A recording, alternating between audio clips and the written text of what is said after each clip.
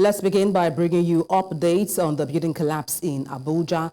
5 persons have been rescued in Vida's estate within the Sabon-Lugbe extension in the Federal Capital Territory, FCT, where an uncompleted story building collapsed on Saturday. Now, no fewer than 40 persons were said to have been trapped under the rubble of the collapsed building. Sympathizers and emergency workers are still on site, working to rescue those still caught beneath the debris.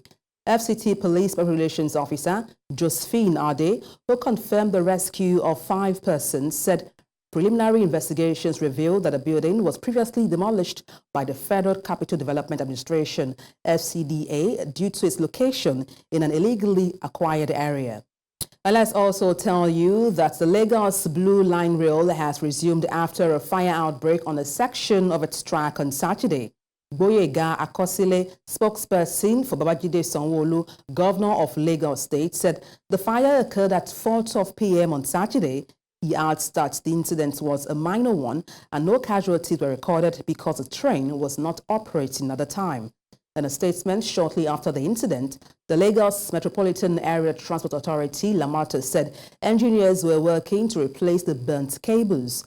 On Sunday, Jibril Gawat, senior special assistant on new media to the Lagos governor, posted a clip of a blue train running through the tracks.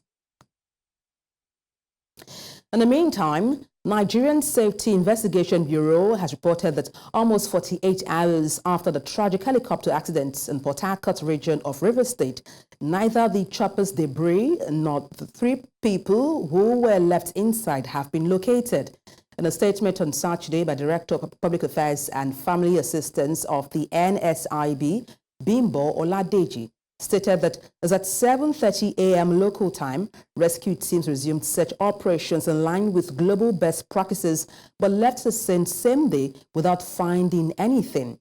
Recall that on Thursday, East Wind Aviation's Sikorsky SK-76 helicopter, registered 5NBQG, crashed while en route to FP Expo, Minims and Tan. 8 people were on board, 2 crew members and 6 passengers. Recall we brought you news regarding building collapse in the Federal Capital Territory, precisely within the Sabon-Lugbe extension in Abuja. We now have our correspondent there, Amadine Uy, to bring us details as to that unfortunate incident. Amadine, good afternoon. Glad to have you join me on the news. Just fill us in regarding the building collapse there at the FCT.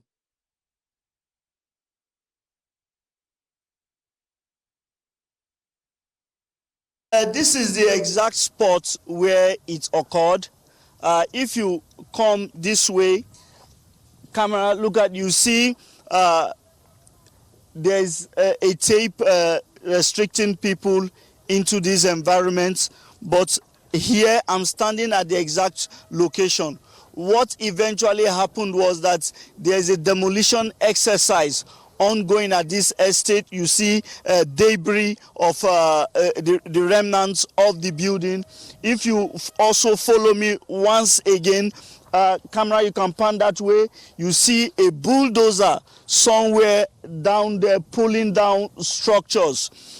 So what exactly happened was that as the demolition exercise happened here, part of this building was pulled down, and after part of this building had been pulled down, scavengers came on to see what they could scavenge from the building here. The remnants of the building now collapsed. 3 people died on the spot. About 11 were injured after the rescue operation.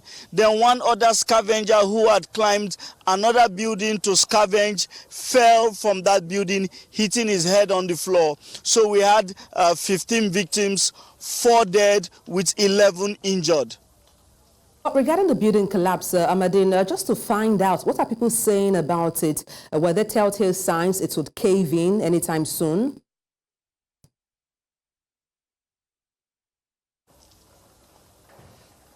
No, there were no signs that it would cave in. But what the FCT authorities have begun to do since that incident is that, just like I showed you, the bulldozers are trying to pull down buildings. What the authorities are doing now is that they are not destroying part of the buildings. They say that the measures they have taken is that any building that has been earmarked to be pulled down, they would pull down everything so that scavengers don't try to climb the building to see what they can scavenge, and they have a repeat of that incident. All right, thank you so much, Amadine Oyi, our Abuja Bureau Chief, for that update. We'll indeed pray for souls of departed to rest in peace. Many thanks, Amadine Oyi. Away from that, the Inspector General of Police, Kayode Egbetokun, has expressed displeasure over the confrontation between police officers and operatives of the Nigeria Security and Civil Defense Corps in Oshogbo, the Osun State capital. An NSCDC officer, identified simply as Oweye, was reportedly assaulted while on guard duty in an estate and subsequently detained by the police. The incident was said to have caused a dispute between the Osun Command of the NSCDC and the Nigeria Police Force.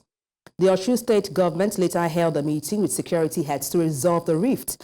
However, the IG, in a statement released by the Force spokesperson, Muyiwa Adedugba, described the confrontation as unprofessional and directed the Assistant Inspector General of Police in charge of Zone 11 Oshogbo to conduct a discreet investigation into the root cause of the incident.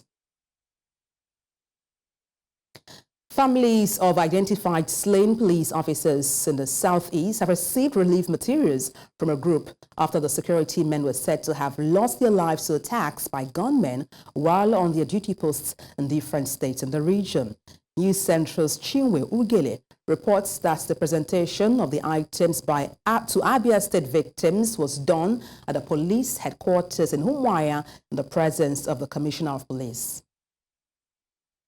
Most times, the sudden death of a security male spouse leaves the wife empty, vulnerable and helpless. I lost my husband 2017 on 20th of April 2017. Husband, even I'm not feeling fine. I think they manage with my life.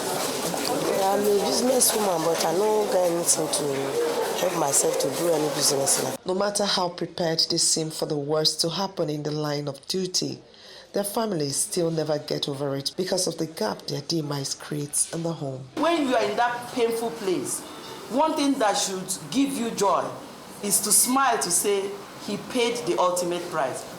It is for this reason that the Peace Fund, an offshoot of the Peace in the Southeast project, which has the Deputy Speaker Ben Carlo as the founder, is intervening through provision of cash and foodstuff to these women whose husbands were once police officers in Abia State. All we want to do is to see you happy. All we want to do is to see you smile. All we want to do is to see you have hope, that you are not alone, that your life is not only dependent on the only what police can give you. The Commissioner of Police, Danladi Isa, expresses joy at the gesture. We'll do everything humanly possible to also encourage our NAPOA on our own part. This is also a catalyst to what we are going to do. The essence of this act of charity is to restore hope in the lives of the families that are left behind and encourage those in active service to keep going. May 30th this year, soldiers were slain in Aba by some non-state actors, and the Deputy Speaker came, visited the Asa military base, and then by the time we came back, he decided that it should not be one-off, that we should set up a peace fund so that we can be supporting victims of insecurity in the southeast and even all over the country. So he inaugurated a 7-man committee to raise funds from well-meaning Nigerians and then to identify victims of insecurity, families of policemen, soldiers, all the security agencies, and extend succor and support to them. The beneficiaries are grateful that such magnanimity is extended to them. I say, may God bless the all of us in Jesus' name. Anything when they want to do for us, God must bless them. The initiative targets families of security men and women in the southeast and even beyond, who constantly are challenged by men of the underworld as a way of enthroning peace.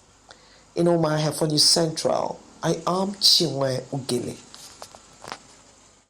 After the break, Senator Ndume asked President Tinubu to sack more ministers. Details shortly.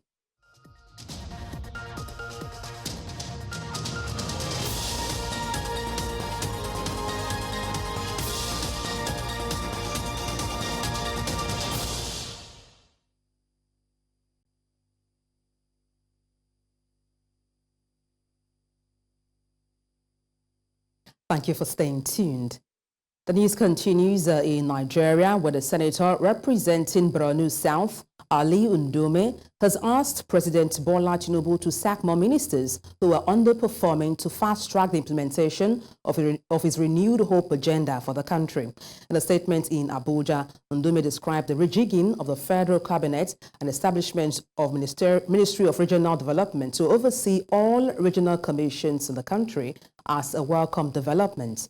President Tinubu had on Wednesday reshuffled his cabinet by sacking 6 ministers and naming 7 others. The president also swapped the portfolios of 10 other ministers. Ndume, former chief whip of the Senate, also called on President Tinubu to convene a national economic summit as part of efforts to profile homegrown solution to the economic state of the country.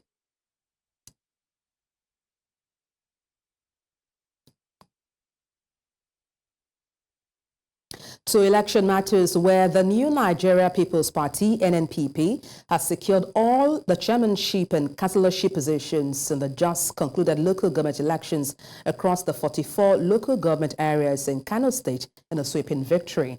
And this was announced by the chairman of the Kano Independent Electoral Commission, Kansiek, Sani Malamfashi, at the Commission's headquarters, declaring the NNPP as the winner in every local government contested.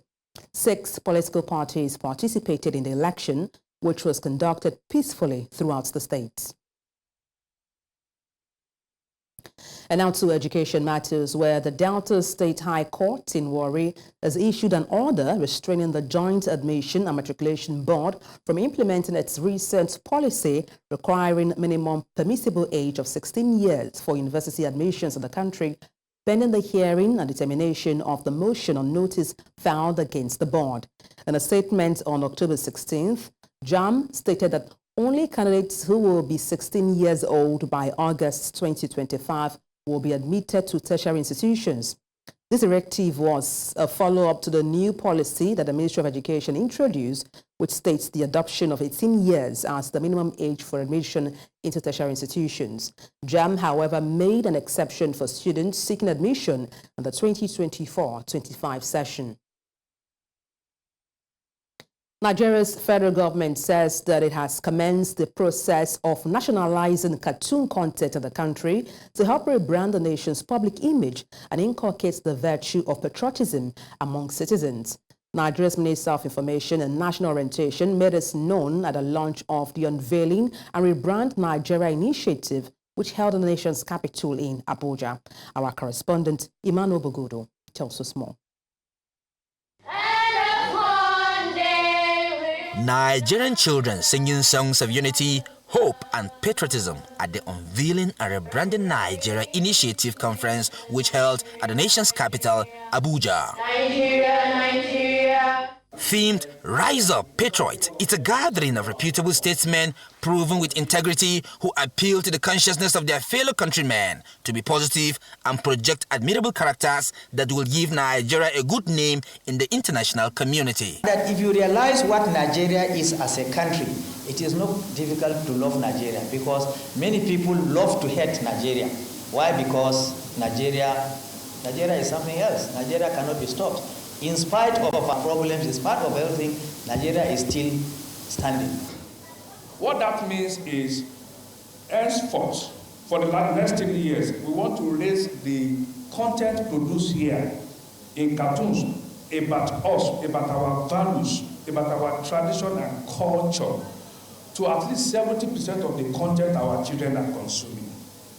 So that means there will be a lot of investment into animation.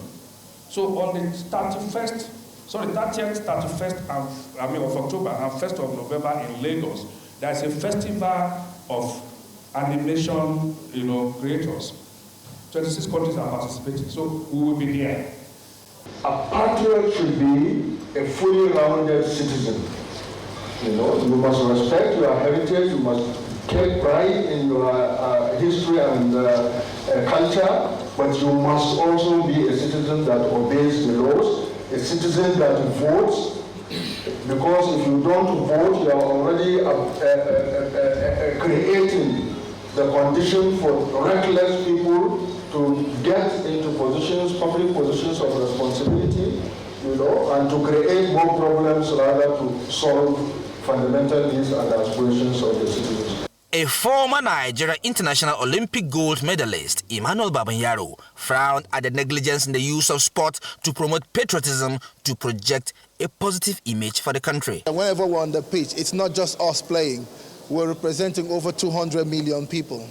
You see, that patriotism is being implanted into your head. It's called orientation. You know, that's why you see the average sports person is naturally very patriotic, irrespective of what he or she is going through. You understand? You've never had an athlete ever, no matter his or her complaint, saying, "Oh, I regret representing Nigeria." It never happens. The Rebrand Nigeria initiative is expected to change this negative perception to a positive one. In Abuja, for News Central, I am Emmanuel Bagudu. As part of efforts to support the improvement of lives of citizens of the African continent and attainment of sustainable development goals, 50 outstanding Africans, including non-government organizations and others who have contributed to supporting this objective, are set to receive commendation in the nation's capital, Abuja. The event with the theme, Building Sustainable Platform for Economic Growth and Development in Nigeria and Africa, represents awards to those who have made social impact, created opportunities for underprivileged citizens of the continent, and help reduce unemployment in the countries across Africa. In the last 3 years, impacted nearly 2,000 individuals across Africa. And these individuals have been impacted by people who believe in the vision, in the future, in the growth and on the development of Africa. Now, by giving them this award, it shows that we appreciate them for what they do. It shows that we see what they do. And it shows that we are grateful for the impact that they have made in Africa.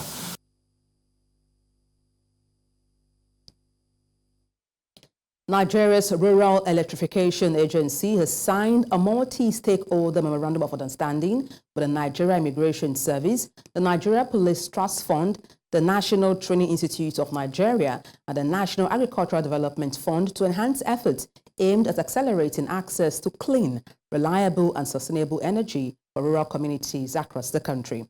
The agency also signed MOUs with 19 renewable energy service companies to support efforts aimed at providing sustainable and utility-scale renewable energy capacity to citizens. Our correspondent Amadine Oyi has details. With Nigeria transmitting about 4,000 megawatts of electricity to its over 200 million population, many believe that this continues to put the country in a dire situation as millions do not have access to electricity.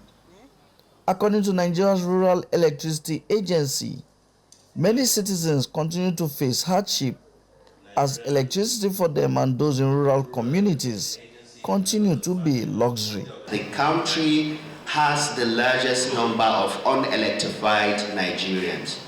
And the federal government, in its own quest to address this challenge, signed the Electricity Act of 2023.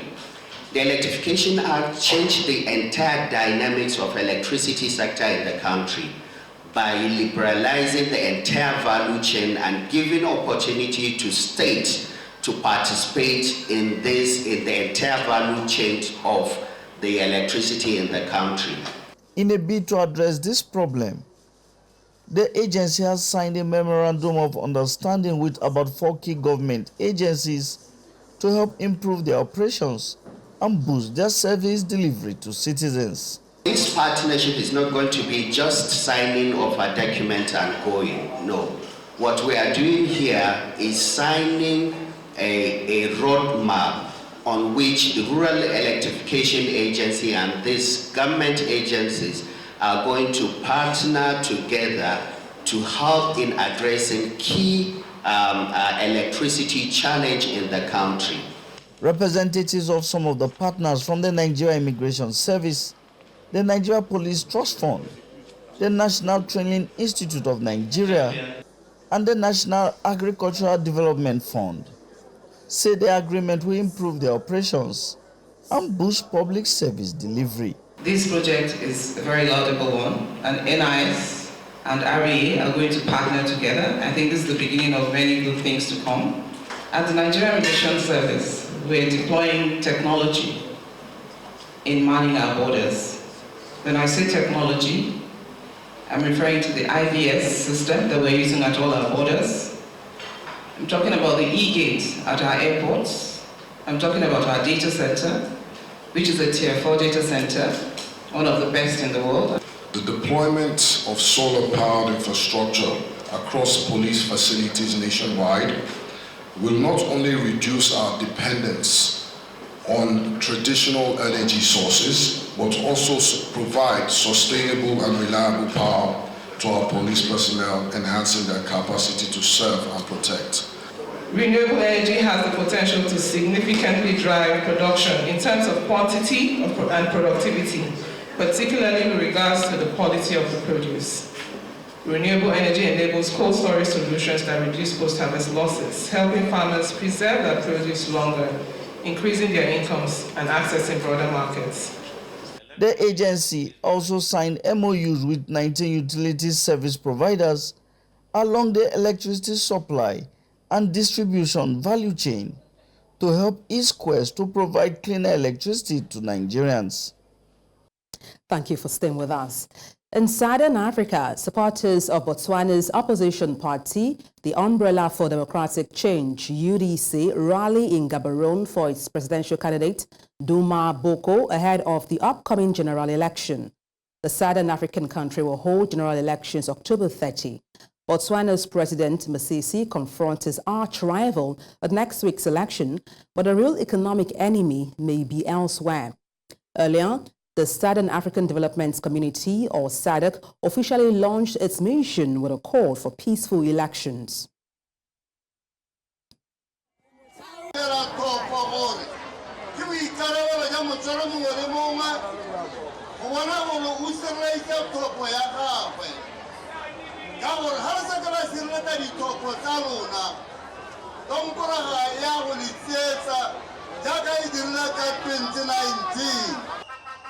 Medise bagolwane ba eteledipele botlhe ba lekgotla la UDC ke dumedise batsadi botlhe ba ba leng hano le banana botlhe ba ba leng hano le mapodisi botlhe a leng hano ke le dumedisa ka Viva Umbrella Viva tenderness ona le bolle joka bo khaetsa matho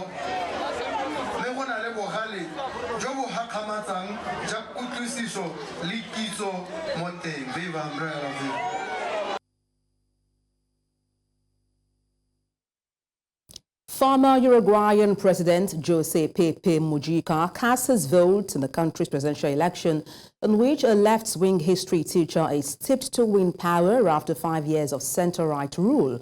Polls show security topping the concerns of voters in the tiny country of 3.4 million people, which has faced an increase in drug-related violence in recent years. Mujica, who is undergoing cancer treatment, remains actively involved in politics, but says at a polling station that it may be his last vote.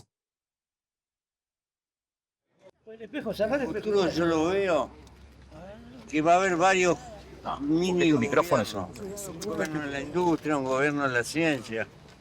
¿Por qué? Porque es imposible resumir en 80 a 100 tipos la diversidad del conocimiento que va imponiendo la tecnología. Yo creo en los jóvenes. Eso de que no le interesa la política es relativo. Es relativo. Por ahora está acentuando la pobreza. Mañana capaz que reacción, pero por ahora hay más pobres que antes.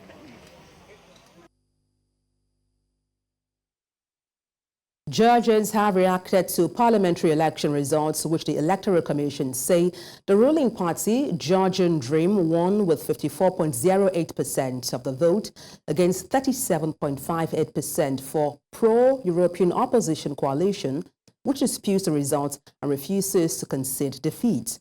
Reactions are divided between Georgians who want to either keep protesting or leave the country, while a supporter of the Georgian Dream says the country needs to have relations with Russia, whether it likes it or not.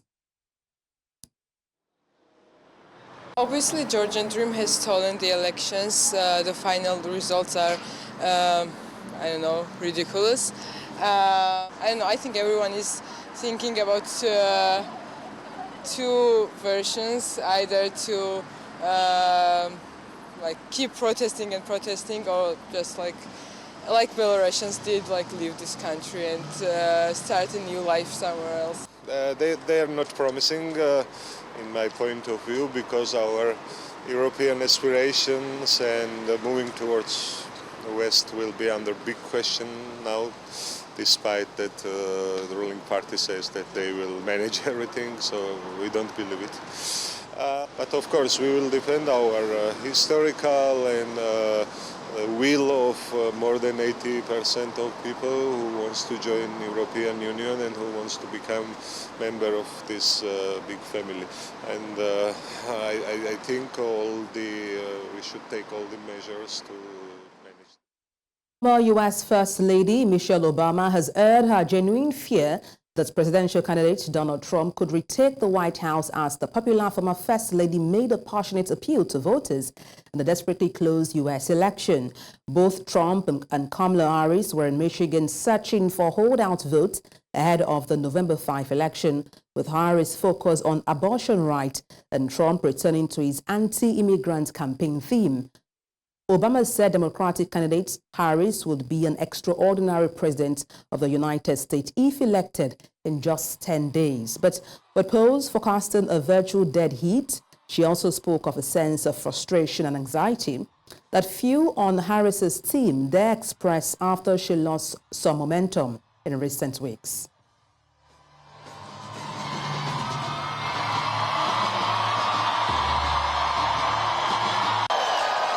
This is a big country, and that's why all of my hope about Kamala is also accompanied by some genuine fear.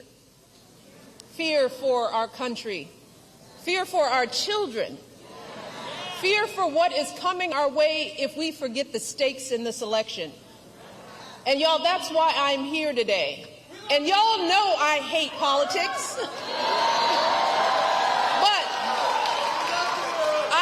To see folks taken advantage of even more.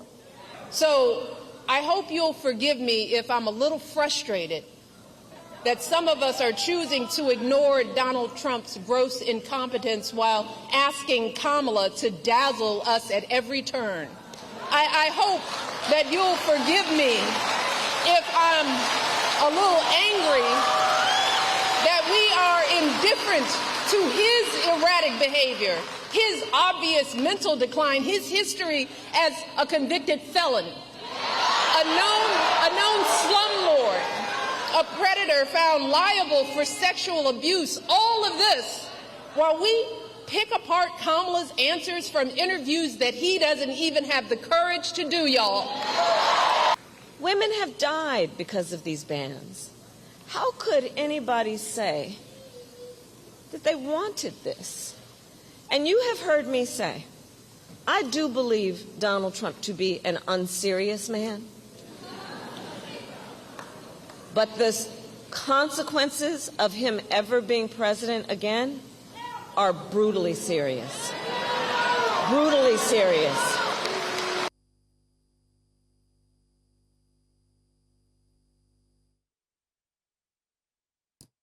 Venezuela's President Nicolas Maduro has vowed that his country would not be silenced after Brazil vetoed its bid to join the BRICS group of emerging economies. The South American country is in the mix of an unprecedented economic crisis, which the government says is a result of U.S. sanctions, and has long sought to join the BRICS group. Venezuela reacted furiously to Brazil's veto at a summit in the Russian city of Kazan earlier this week, calling the decision a hostile act. The BRICS, which already included Brazil, Russia, India, South Africa, and China as members, were joined in 2024 by Ethiopia, Iran, Egypt, and the United Arab Emirates. Hay quienes en el pasado, Diosdado, trataron de callar la voz de Venezuela. ¿Y qué pasó con los que trataron de callar nuestra voz? Se secaron, tan secos, desaparecieron del mapa de la historia, cayeron en el basural de la historia todo aquel que pretendió callar nuestra voz en el pasado. No existe fuerza en esta tierra, lo digo, que calle la voz de rebeldía y de justicia de Venezuela. Ni hoy, ni mañana, ni nunca. Nadie vetará ni callará a Venezuela.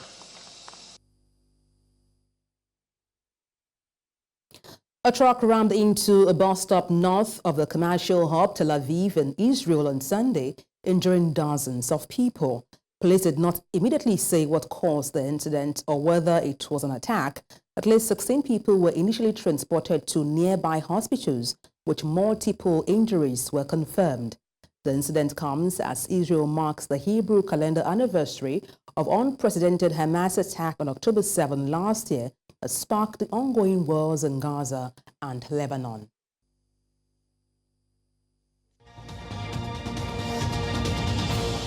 The Dangote Petroleum Refinery has started supplying premium motor spirit, popularly called petrol, to some oil marketers directly without recourse to the Nigerian National Petroleum Company Limited.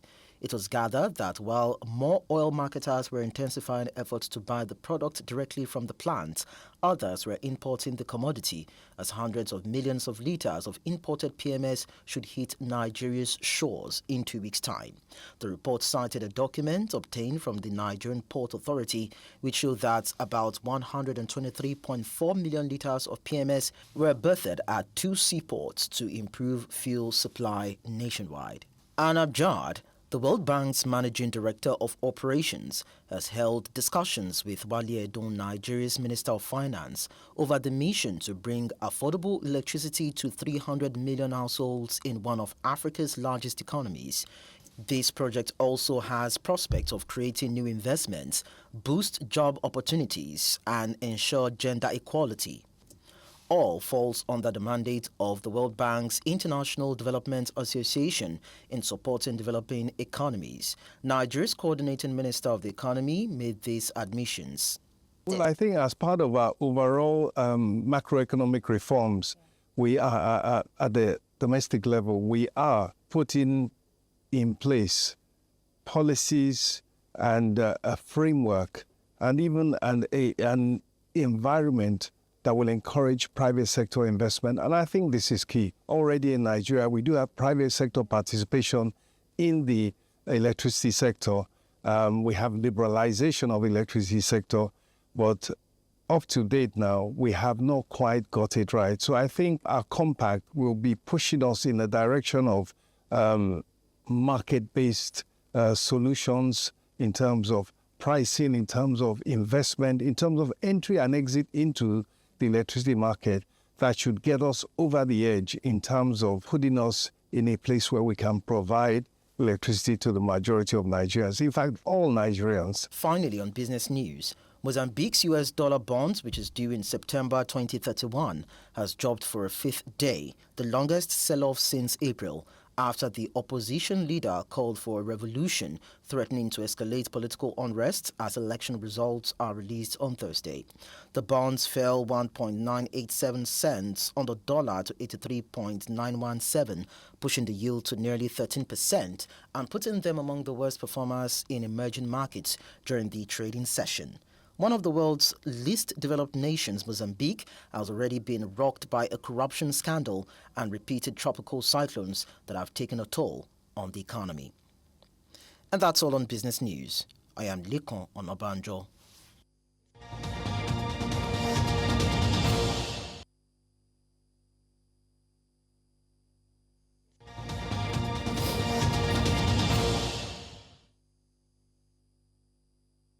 In sports, the United States of America ended Nigeria's FIFA Under-17 Women's World Cup title hopes with a 2-0 victory in their quarter-final clash on Saturday.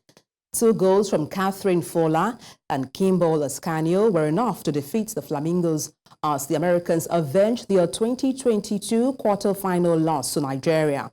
Fola put the Americans ahead from the penalty spot in the 43rd minute before Ascanio doubled the lead in the 74th minute to seal victory for the 3-time quarter-finalists. The defeat ended Nigeria's impressive run in the tournament, where they had won all their group matches against New Zealand, Ecuador and Dominican Republic, scoring 9 goals and conceding just 1.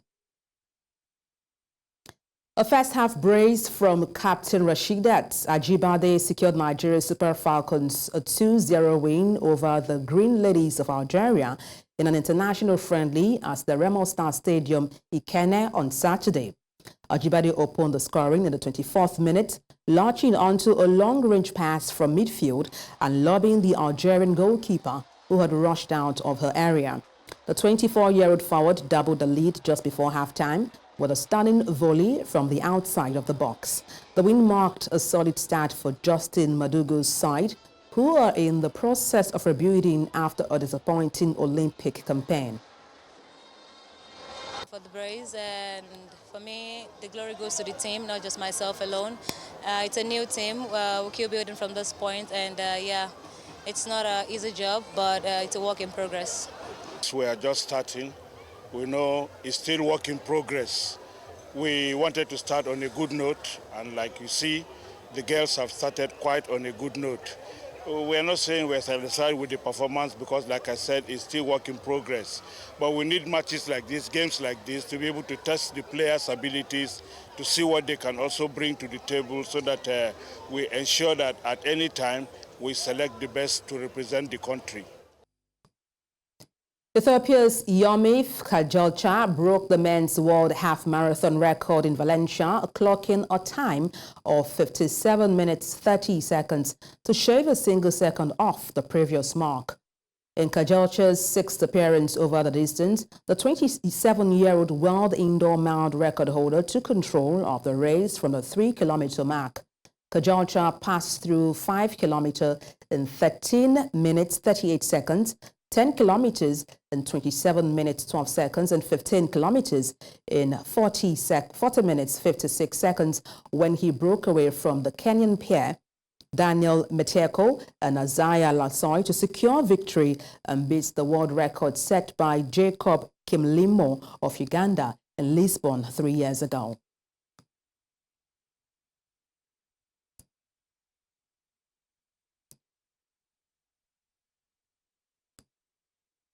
And that's all on the news. Before we go, let's take a look again at some of the major stories.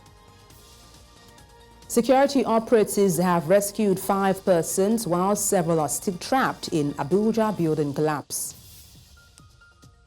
Days after cabinet reshuffle, Senator Ndume has asked President Tinubu to sack more ministers. We also told you that opposition party in Botswana have rallied ahead of October 30 poll. You can watch News Central live on DSTV, channel 422, Star Times, channel 274, Avo TV, and YouTube. Many thanks for watching. I am Adebola Adedugba.